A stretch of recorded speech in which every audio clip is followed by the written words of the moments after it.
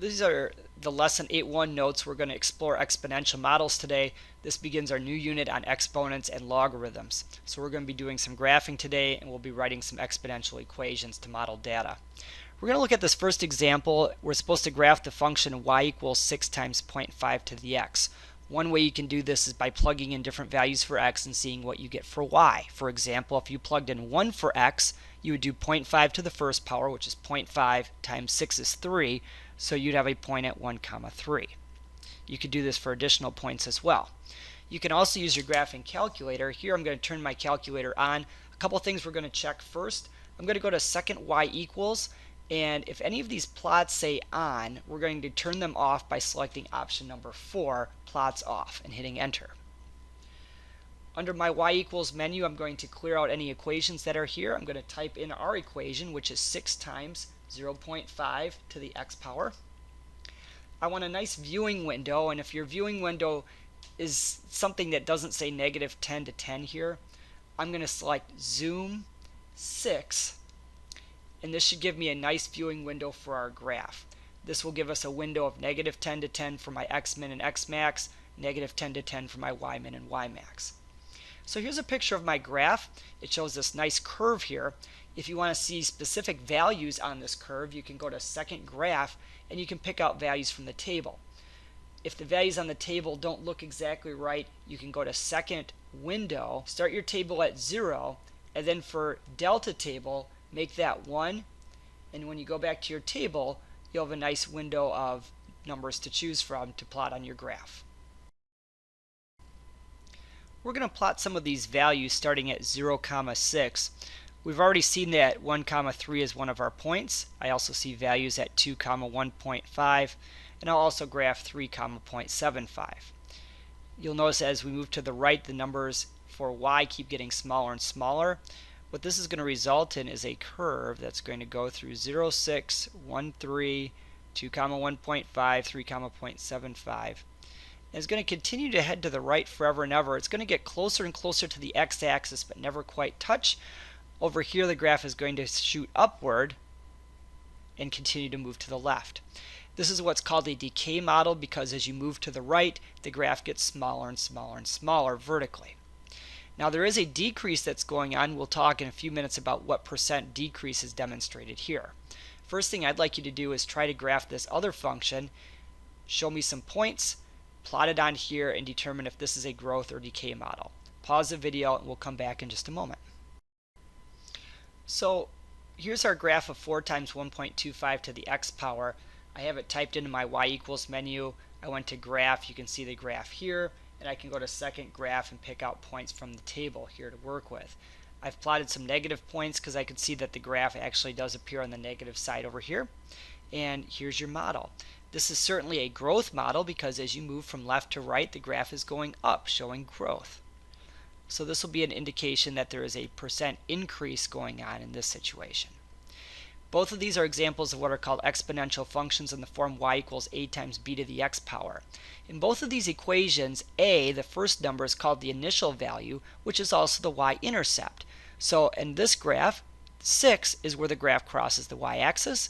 On this other graph, 4 is where the graph crosses the y-axis. This number that I'm underlining is called a. That's the initial value. The other value is called b. This is the growth factor. And if b is between 0 and 1, the function is a decay function.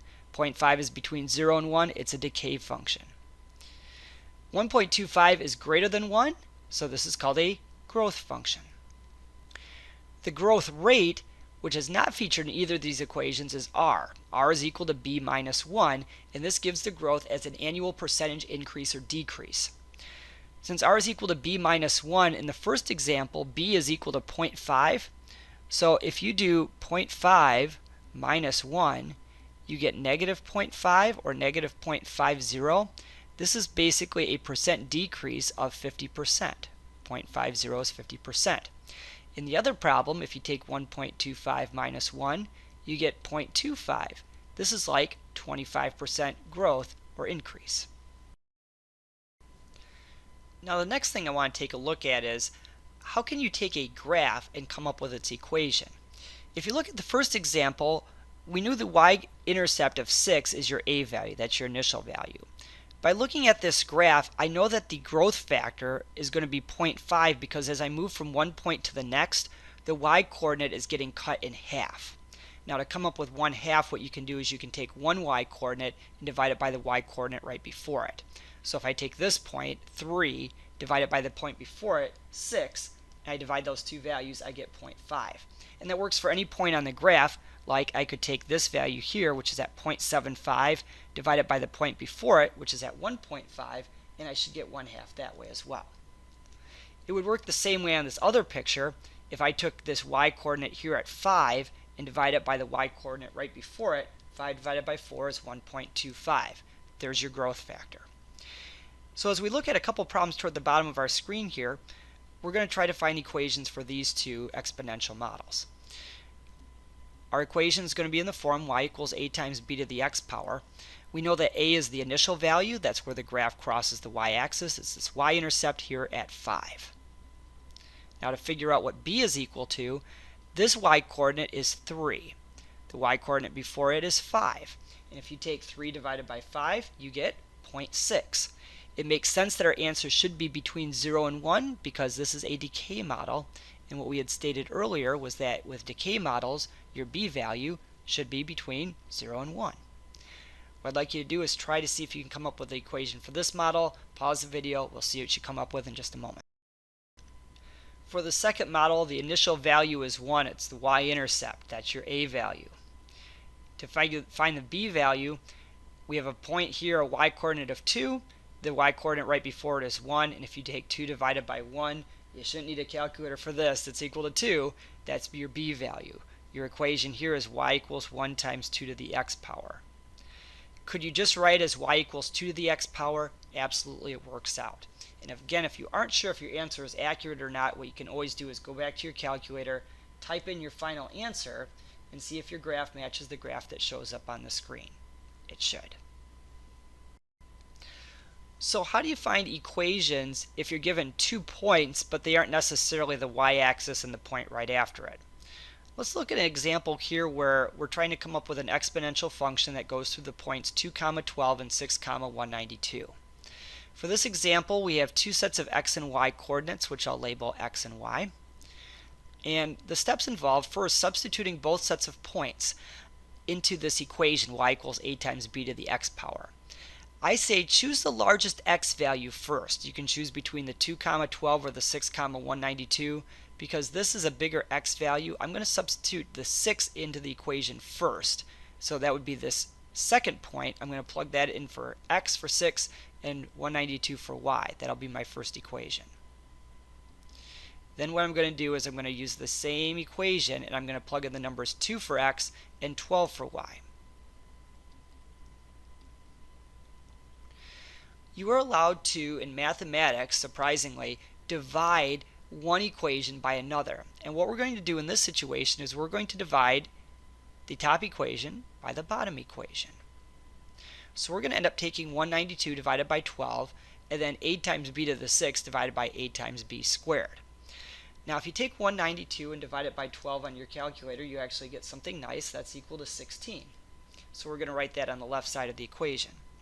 On the right side of the equation, we have a divided by a. Well, a over a, it's the same factor, so you can actually cancel these out. And using exponent rules, b to the 6th over b squared is equal to b to the 4th power because we have 6 b's, and if we divide by 2 b's, it's like taking 2 out of the 6, and we're left with b to the 4th. To solve this equation, we need to get this exponent out of here. The inverse of taking a 4th power is taking a 4th root.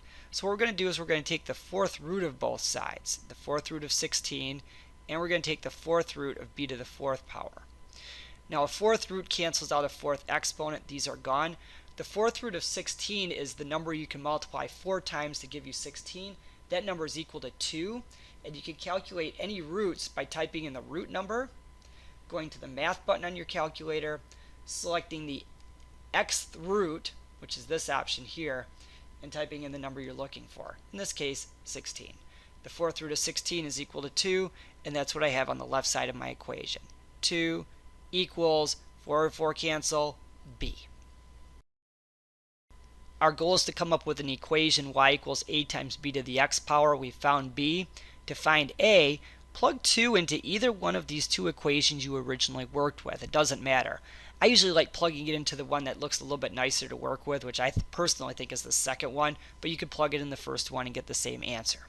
So I'm going to use the 12 equals a times, instead of b squared, I'm going to do 2 squared because b is equal to 2. We know what 2 squared is equal to. 2 squared is equal to 4. And to solve this equation, we need to get a by itself, so we divide both sides by 4. 4's cancel over here. On the left side you have 3, on the right side you have a. So now I have a b value, I have an a value, and my equation is y equals the a value, 3, times the b value, 2, to the x power. If you want to see if your answer is legitimate, you can type in the equation in your calculator, y equals 3 times 2 to the x power. And if it works, your graph should go through points like 2, 12, and 6, 192. You can verify that by going to your table, second graph, and looking up the value 2 for x, should correspond with 12 for y, it does. And then go down to 6 for x, it should correspond with 192 for y. What I'd like you to do is see if you can follow the same steps for the second example, letter B.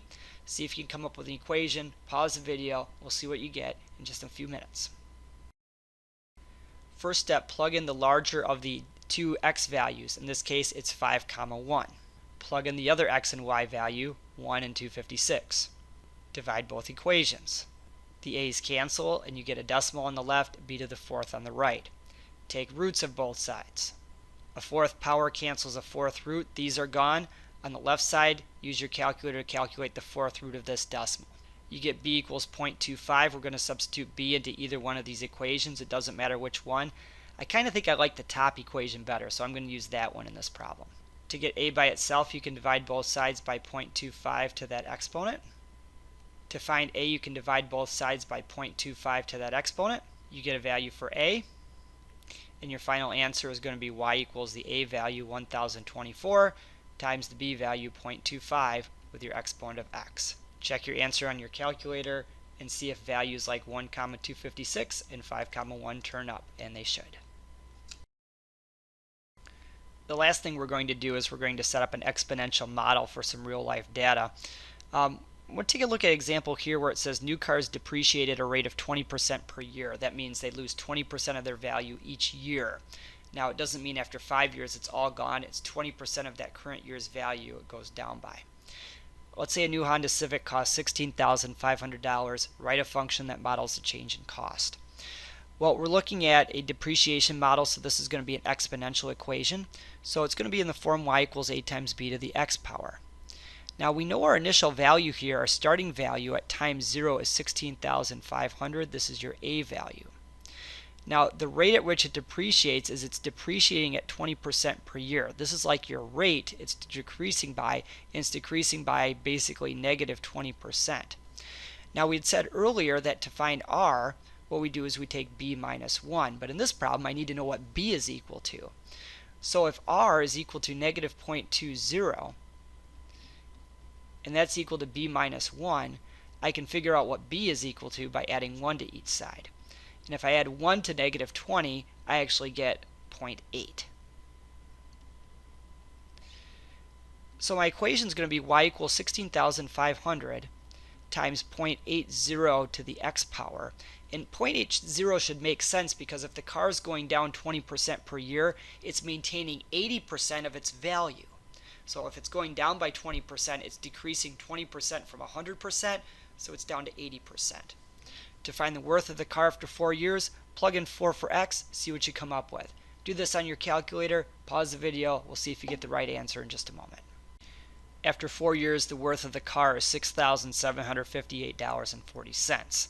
Now we can use a graph to estimate when the cost is less than $3,000 by going to your calculator, plugging in the equation for the model for y1, plugging in the worth of the car for y2, and finding where these graphs actually intersect or cross at.